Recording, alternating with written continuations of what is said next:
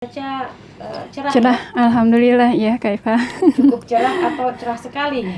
Cerah sekali sepertinya. Iya betul, cerah sekali Karena alhamdulillah. mataharinya lumayan menyengat ya, tapi Betul. mudah-mudahan cerahnya itu menjadi keberkahan untuk kita semua tentunya. Amin.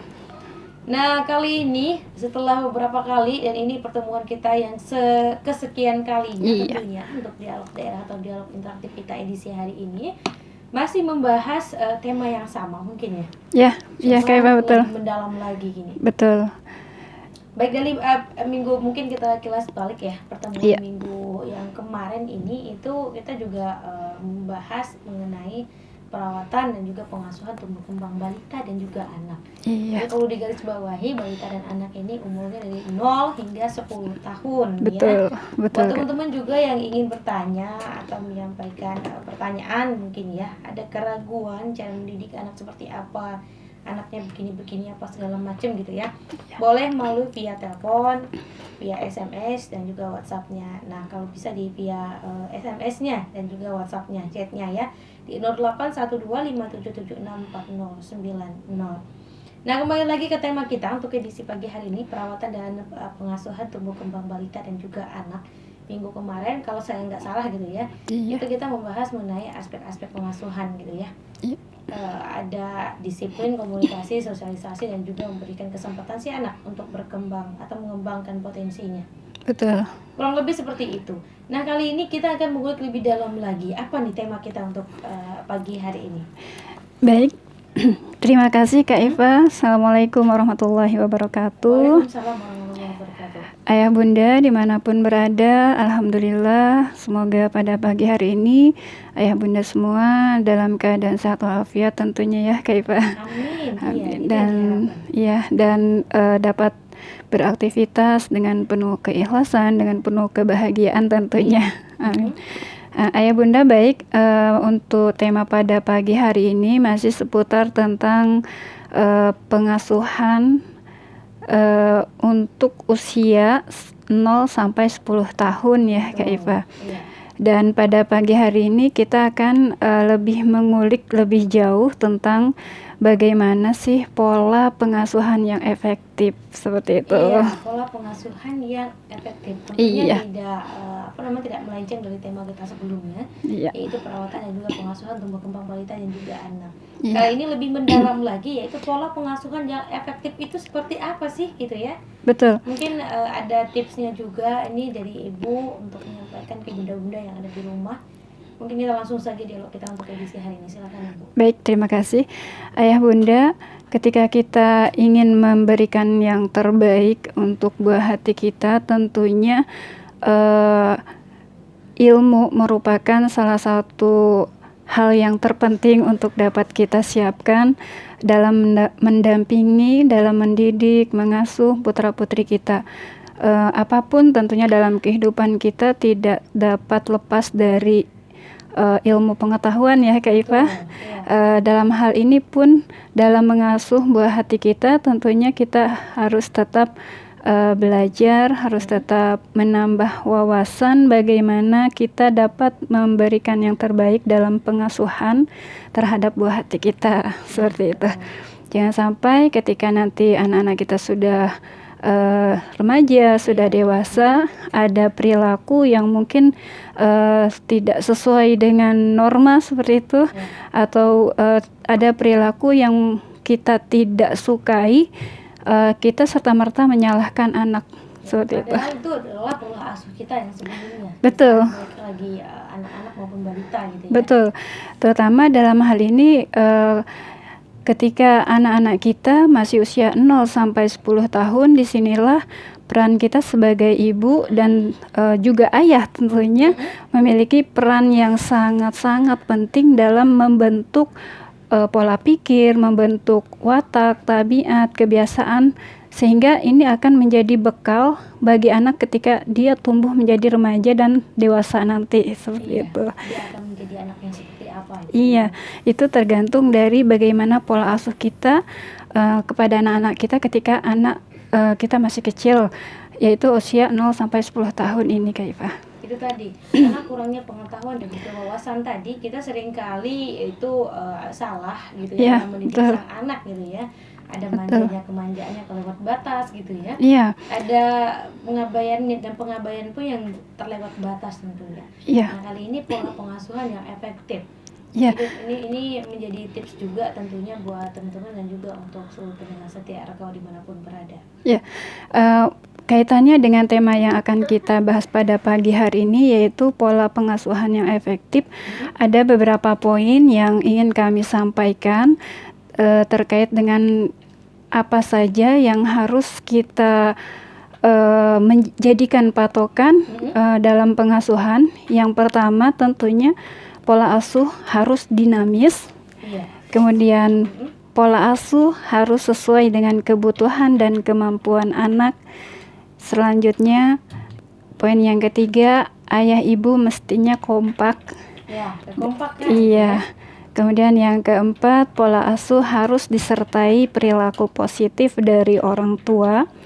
Yang kelima, komunikasi yang efektif.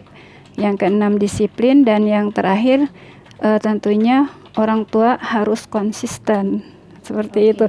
Itu poin-poinnya ya Kak Iva. Ada 6 poin ya kurang lebih. Ada 7, iya, 7 ya. poin, betul. Nah, 7 poin ini ya akan kita bahas dan juga akan kita sampaikan tentunya untuk pendengar setia RKU yang tentunya masih tetap stay di 101.5 FM-nya. Nah, itu tadi ada beberapa poin pola pengasuhan yang efektif katanya itu seperti harus dinamis. Ya. Mungkin teman-teman ini bertanya, harus dinamis ini seperti apa dan apa sih maksudnya gitu. Ya, baik, terima kasih Kak Iva. Ayah Bunda, kaitannya dengan pola asuh yang pengasuhan yang efektif, tentunya dalam mengasuh buah hati kita perlu memahami pola asuh. Pola asuh yang kita terapkan itu pola asuh yang dinamis.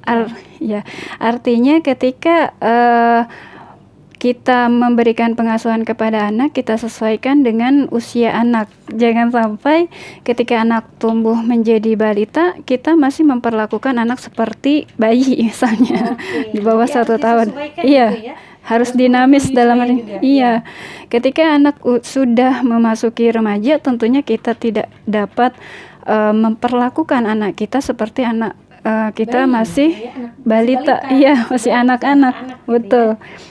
Tentunya anak pun akan risih ya Kak Iva ketika misalnya sudah memasuki usia remaja atau mungkin dalam ini usia sekolah SMP atau SMA, kita masih memperlakukan anak-anak kita seperti anak SD, seperti itu. Dan kadang-kadang pun anak SD zaman sekarang gitu ya sudah enggan gitu ya diperlakukan seperti bayi, menganggap dirinya sudah dewasa. Betul, gitu bahkan ya. SD pun ya Kak Iva. Iya, SD pun sudah seperti itu juga. Betul. Gitu kan. Ini mungkin pengaruh dari pola asuh tadi mungkin ya. Betul.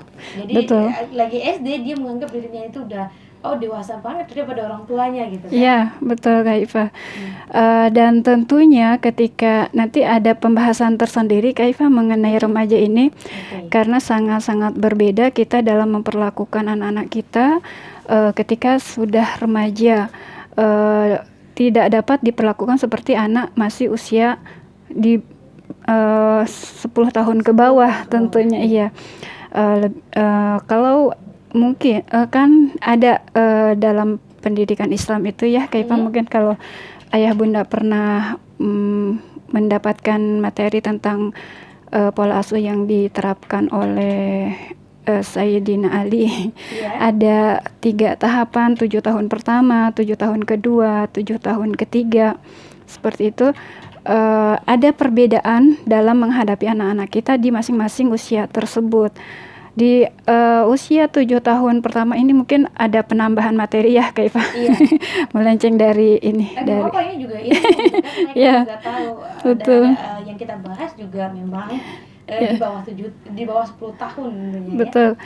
Kalau 7 tahun pertama kita, menurut Sayyidina Ali itu Ali bin Abi Thalib, 7 tahun pertama itu kita memperlakukan anak-anak kita seperti raja. Seperti itu. Semuanya dilayani. Iya. Namun ketika 7 tahun kedua kita perlakukan anak-anak kita seperti sahabat, seperti itu. Udah remaja. Iya. Dan 7 tahun ketiga kalau tidak salah nih Kak Iva ya sebagai pemimpin kalau tidak salah. Mungkin nanti dilihat lagi ayah bunda tentang pendidikan dalam Islam seperti itu. Kita pada pagi hari ini lebih memfokus kepada anak usia 0 sampai 10 tahun. Iya. Nanti ada tahapannya. Iya, Kita step betul. by step ini Step ya. by step. Nanti ada lagi tahapan yang akan kita bahas juga, dan ini Iya. juga teman-teman semuanya juga sayang untuk ditinggalkan tentunya. Iya. Setiap minggunya kita akan ada dialog, insya Allah selalu diberikan kesehatan tentunya. Iya. Baik, untuk masih poin yang pertama ya, Kak Iva, tentang Yang pengasuhan. harus dinamis tadi Iya, ya. yang harus dinamis pada awal pertumbuhan anak, dalam hal ini 0 sampai 10 tahun, di mana pada usia ini masih banyak peran aktif dari orang tua itu sendiri dalam memberikan menerapkan atau memasukkan software kepada anak-anak kita tentang hal-hal apa saja yang harus dilakukan. Masih peran aktif kita sebagai orang tua itu masih besar gitu ya, Kak Eva.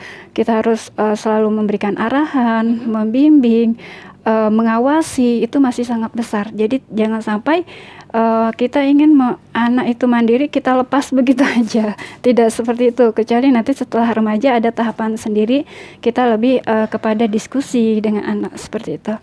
Itu tadi poin yang pertama, harus dinamis. Iya, harus dinamis. Dengan umur sang anak gitu ya. Betul. Jangan baby, masih bayi atau masih balita dikatakan sudah dewasa, sedangkan dewasa dikatakan sebagai anak-anak. Iya, betul. Ada gitu juga kan. Kamu tuh udah besar, Dek, gini.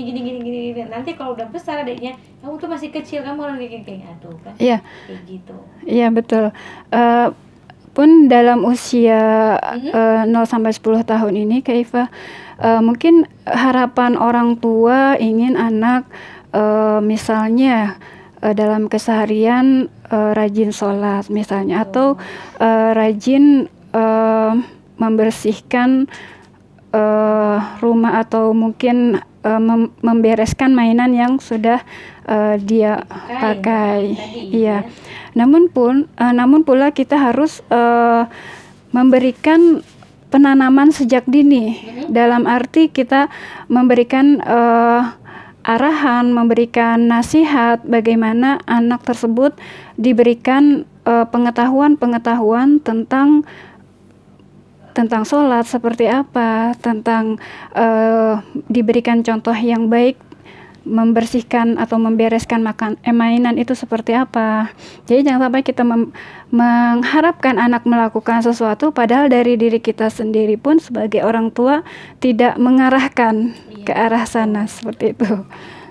Kembali lagi ke ke pertemuan kita yang sebelumnya. Betul, masih berkaitan ya, Kak Iva. Konsekuensinya dan apapun itulah ya. Iya. Ini mengajarkan anak juga supaya lebih bersikap bijaksana tentunya. Betul. Dan bertanggung jawab atas apa yang dia lakukan. Betul. Baik, kemudian yang poin yang kedua, pola asuh harus sesuai dengan kebutuhan dan kemampuan anak. Nah, itu. Sesuai dengan kebutuhan dan juga kemampuan anak. Ini dalam arti yang seperti apa sih sesuai dengan kebutuhan? Baik. Sesuai dengan kebutuhan tentunya tidak lepas kaitannya dengan perkembangan usia dari anak itu sendiri. Misalnya ketika usia di bawah 5 tahun, anak diharapkan sudah mampu melakukan apa-apa saja. Nah, itu juga yang harus diketahui dari orang tuanya gitu. Betul. Jangan sampai kita mengharapkan anak melakukan sesuatu di atas kemampuan yang seharusnya dia miliki, seperti itu. Dan juga jangan sampai membiarkan anak tidak mengetahui apa-apa di saat umurnya segitu gitu ya. Iya, betul sekali. Inilah pentingnya kita mempelajari tentang tidak hanya pertumbuhan tapi perkembangan anak tersebut. Ini kaitannya dengan pola asuh yang harus kita terapkan, harus sesuai dengan kebutuhan dan kemampuan anak. Ketika anak mampunya misalnya baru membersihkan tadi ya, masih contoh yang sederhana, membersihkan atau merapihkan tempat tidurnya, jangan kita memberikan tanggung jawab di atas itu seperti itu. Iya. Seperti misalnya hal-hal yang dilakukan oleh orang dewasa lah ya. Iya, betul. Sesuai dengan kebutuhan dan juga kemampuan sang anak itu betul. Mungkin dimaksud contohnya tadi Di saat anak usia 5 tahun sudah bisa melakukan misalnya mandi sendiri gitu Iya, ya, betul. tapi malah nggak bisa Iya. dimandikan terus. Iya, karena tadi ini kaitannya juga dengan pengasuhan dalam arti orang tua itu tidak hanya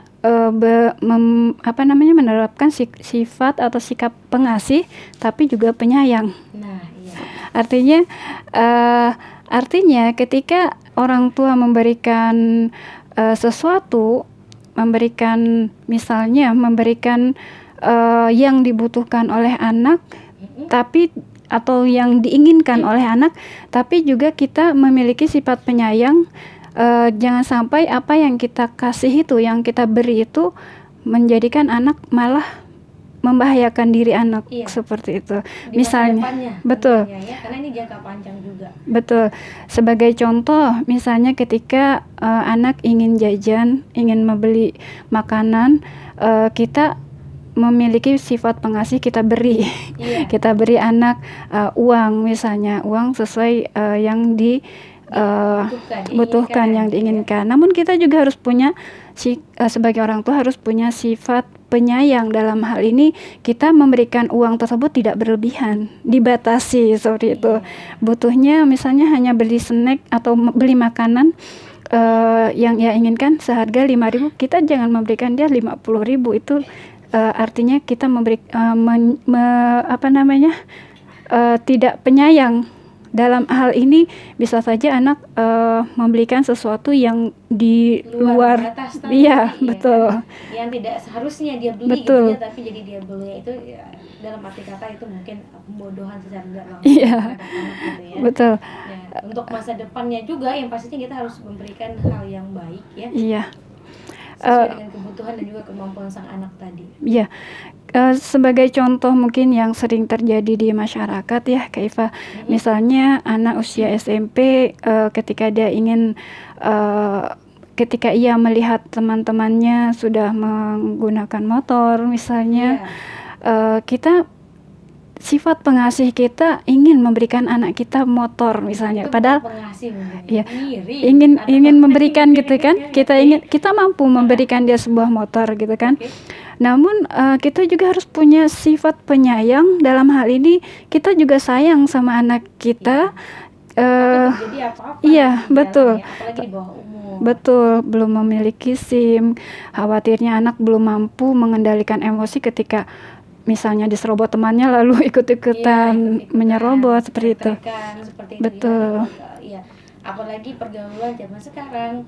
Betul. Medsos terutama itu sangat berpengaruh sekali di anak-anak remaja. Karena anak remaja kita sekarang maupun anak balita, yang dikatakan balita ini yang anak 9 tahun atau 8 tahun itu ada beberapa anak itu sudah ditemui itu aktif di medsos, media sosial. Itu disayangkan sekali gitu ya. Betul. Biasanya itu bukan arahnya ke sana, tapi dibiarkan sama orang tuanya. Ini membahayakan. Betul sekali, Kak Iva. Ini juga kaitannya mungkin kami juga ya, Kak Iva, sebagai pembekalan tidak hanya untuk bagi ayah bunda, namun diri kami pun seperti itu harus memiliki pengetahuan yang lebih dalam mendampingi pengasuhan anak-anak kita, terutama di usia 0 sampai 10 tahun ini. Kita jejali anak-anak kita bekali anak-anak kita dengan software yang bisa dijadikan bekal untuk nanti dia di masa remajanya, bahkan nanti setelah dewasa seperti itu. Ya, seharusnya anak-anak sekarang ini juga ada yang bagaimana jadi cara ibu ya mungkin ya menyikapi mungkin dari sang anak ini yang tidak sesuai dengan kebutuhan dan juga kemampuannya tadi. Dalam arti kata di sini anak-anak masih di bawah umur atau masih di bawah 10 tahun gitu ya, tapi tidak ada menghafal satu lagu pun anak-anak gitu kan, tapi menghafalnya lagu-lagu orang dewasa. Betul. Pemakaian gadget yang berlebihan dan lain sebagainya. Betul. Sebagai seorang ibu nih gitu ya, bagaimana sikap ibu terhadap anak-anak seperti ini? Baik kaitannya mungkin tadi Kak Iva ada mengulik sedikit tentang gadget ya Kak Iva. Mungkin permasalahan ini bukan lagi permasalahan 1-2 orang ya Betul. Kak Iva, bahkan mungkin ini menjadi permasalahan yang dihadapi oleh seluruh orang tua pada masa sekarang, pada zaman ini. Namun tentunya kita pun tidak dapat mengkat secara totalitas anak jangan sampai tidak sama sekali menggunakan gadget. Iya. Dalam hal ini perlu kewaspadaan, namun juga perlu bijaksana dalam memberikan anak izin, ya mungkin bisa dibatasi atau dibatasi waktunya, atau mungkin dengan cara dibatasi ada fitur-fitur tertentu agar anak tidak mengakses hal-hal yang tidak baik untuk anak seperti itu. Itu menurut seorang ibu yang terhadap anak tentunya. Mungkin ada sebagian ibu-ibu, ya saya yakin ya semua bunda-bunda dan ibu-ibu di luar sana itu adalah ibu-ibu yang memang pintar dan juga mau yang terbaik untuk anaknya. Cuma ada nih tanda kutip gitu ya, ada beberapa ibu yang hanya membiarkan sang anak begitu saja. Itu dampaknya seperti apa itu? Atau apakah mungkin gitu ya itu bisa dijadikan suatu pembelajaran juga dalam kita merawat dan juga mengasuh tumbuh kembang balita dan juga anak? Iya, tentunya hal ini merupakan tanggung jawab kami ya Kak Iva tentang mensosialisasikan kepada masyarakat, tentunya ayah bunda, dalam pengasuhan anak kita, dan pengasuhan kepada buah hati kita harus memiliki ilmu bagaimana pengasuhan yang baik dan benar, pengasuhan yang efektif, sehingga kita dalam menghadapi anak-anak kita tidak hanya mengikuti dari lingkungan yang dekat dengan kita. Anak tetangga saja anaknya kok dibiarkan, dibiarkan gitu kan, biasa gitu ya. Iya.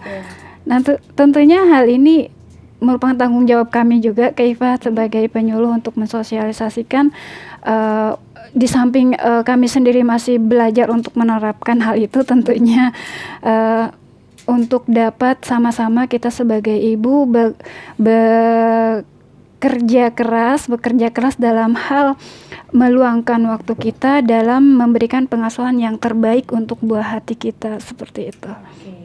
Itu tadi kita udah sampai ke poin yang kedua, iya. Kebutuhan dan juga kemampuan sang anak. Betul. Di sini ada satu pertanyaan dari salah satu pendengar kita ya, melalui via SMS ya. Kita akan tampung dulu pertanyaannya. Sebelumnya kita akan break dulu sejenak dan mendengarkan satu buah lagu berikut ini.